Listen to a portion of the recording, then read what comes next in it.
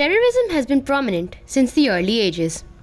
Creating effective counter strategies requires an understanding of the nature of terrorist assaults.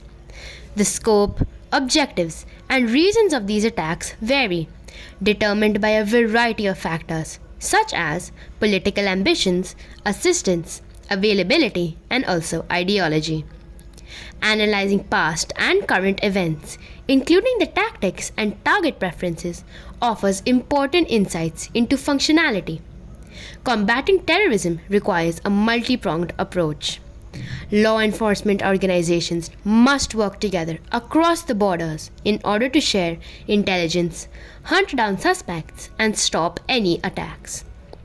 Preventing radicalization and recruiting also requires addressing causes such as poverty, social injustice, and more. It is crucial to maintain stability in counter-terrorism measures while also protecting human rights and the rule of law.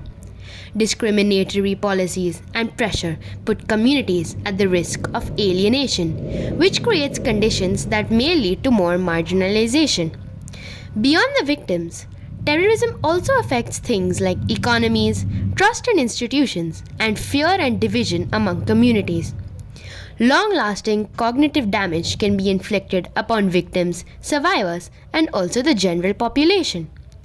Because terrorists' actions endanger the health and well-being of future generations, it is imperative that we, as humans, pay attention to their wrongdoings because it will affect how the world develops in terms of technological and human progress.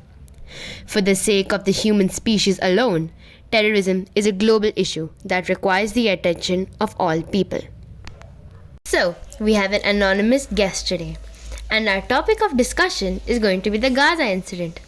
Let's start with the overview of the incident. Palestine has always had a rocky relationship with Gaza. In October 2023, Palestine militants had attacked Israel and left 1,200 people dead. What did Israel respond with? Israel has a nasty reaction too. They bombed the Gaza Strip and then launched a full invasion that has killed, I guess, around 29,000 Gazans as of now. It is really serious and dire situation with about 70% of the victims being women and children. And how do you think that this would be an act of terrorism? I mean, the main culprit in this is the Hamas, which is basically an Islamist militant movement. It's not exactly a terrorist group, but at this point, a dozen of countries have started designating them as a terrorist organization. They get all their supplies from Iran along with financial support. I see. Yet another tragic thing is the effect this war has had on the citizens of Gaza. It was declared that the high school session was officially finished because all the schools were destroyed and worse, all the students were dead. And all the before and after pictures on the internet are also proof of the tragedy. The beautiful monuments are now only burnt remains, and the bombings have left behind nothing but destruction and dust. I see. And what other roles are the countries playing in this so-called conflict? Well, I'm not sure about it basically. A lot are trying to provide help and citizens are taking part in protest, marches and rallies. But Israel has placed Gaza under closer blocking of their fuel, water, food, electricity and more. That's all right. Now that we have spoken about the consequences and the causes, let's get into the aftermath.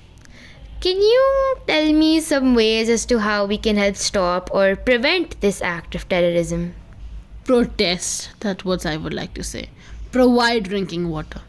The United Nations are helping too by issuing a plan to scale up the humanitarian operations to support Gaza. But the biggest help would be for the countries is to cease fire. There is so much loss and destruction happening. Over 120 journalists have been killed and many more are dying every day. Innocents are paying the price for a territorial conflict for no reason. And do you have any more points that you would like to add? At the end, what did Palestine even gain by doing this? It was a waste of armed forces and nuclear supplies. The sooner they end this, the better for the world. Let it be a lesson for others. And that was it from our guest. Thank you for your time and for a great discussion.